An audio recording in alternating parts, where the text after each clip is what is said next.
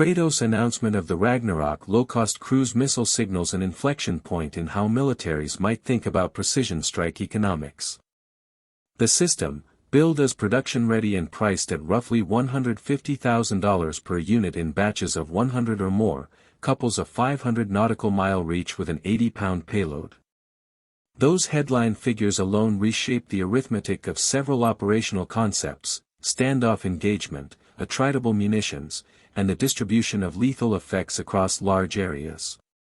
What Kratos is selling is not simply another munition but a shift toward quantity-enabled lethality, a device meant to be produced, proliferated, and used as part of massed, network strike architectures rather than hoarded as a scarce, high-value asset. Technically, Ragnarok reads as a pragmatic synthesis of low weight, long reach, and flexible carriage. The missile reportedly operates up to 35,000 feet, cruises above Mach 0.7, and uses a carbon composite airframe combined with an optimized propulsion package. A wing-folding mechanism and compatibility with standard 14-inch rack systems allow carriage internally, externally, or in palletized arrays. That modularity is important. It allows integration across legacy manned platforms and new uncrewed launchers, and it simplifies logistics for forces that must adapt to multiple airframes and employment modes. Kratos' public statements emphasize that this is an in-house design tuned for rapid production, an element that underpins their pricing claim and, in turn, the missile's intended operational role. Affordability is the strategic lever here. At roughly $150,000 a copy, Ragnarok is pitched toward mass employment in saturation or swarm operations where the calculus is straightforward: expend lower-cost weapons to overwhelm defenses, complicate an adversary's targeting problem, and accept losses that would be unaffordable with high-end weapons. The term attritable has gained currency in defense circles to describe assets intended to be used in large numbers without catastrophic loss of capability or cost. Ragnarok fits that label by design. Kratos frames the missile as complementary to uncrewed launch platforms such as the XQ-58 Valkyrie, suggesting a combined arms vision in which cheaper munitions ride on less expensive launchers to create distributed strike webs. That vision aligns with broader trends in Western defense thinking.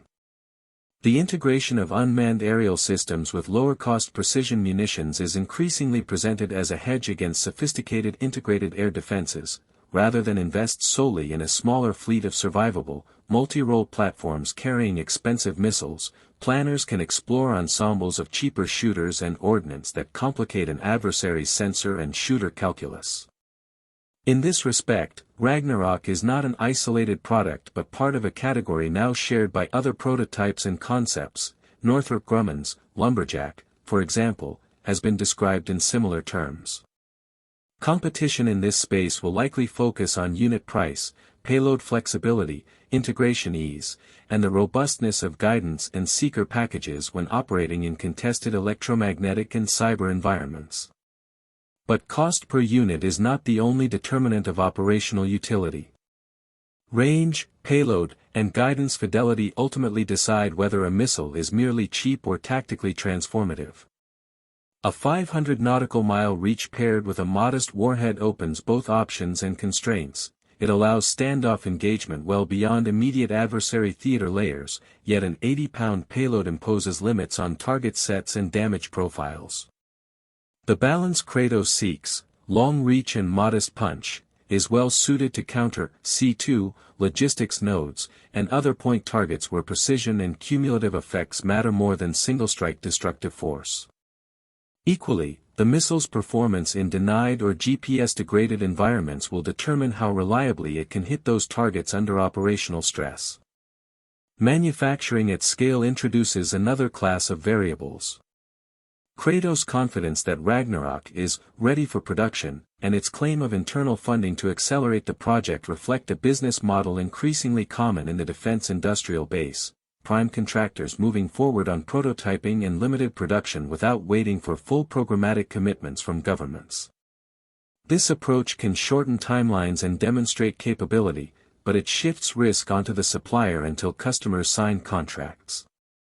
For customers, the key trade-offs will include not only unit price but sustainment costs, integration timelines, stockpile management, and the logistics of deploying palletized launch kits or adapting aircraft racks.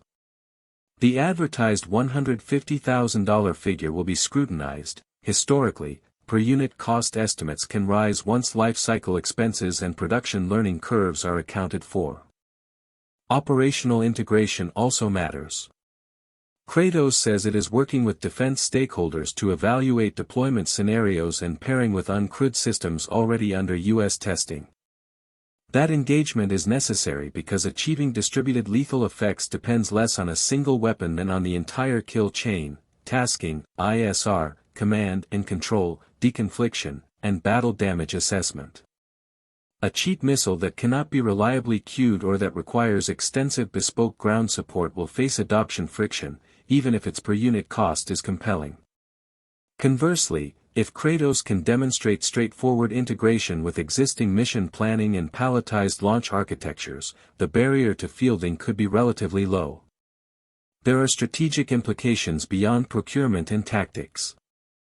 A lower cost of precision strike changes deterrent signaling and escalation dynamics. If one side can produce and field large quantities of expendable munitions, it can create persistent pressure on an adversary's logistics and command nodes.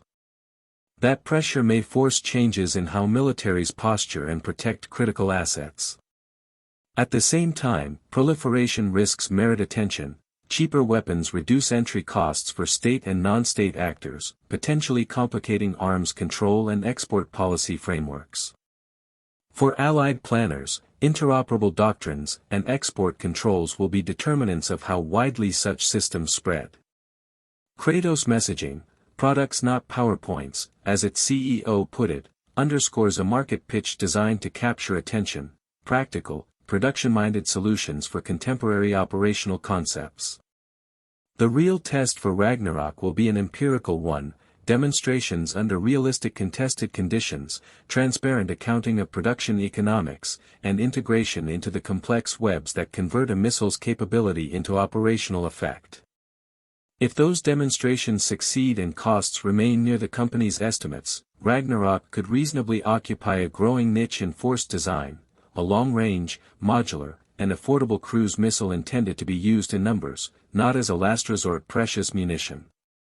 Until then, observers should treat Kratos' announcement as both product and provocation, a concrete expression of a strategic choice to prioritize volume, modularity, and rapid fielding.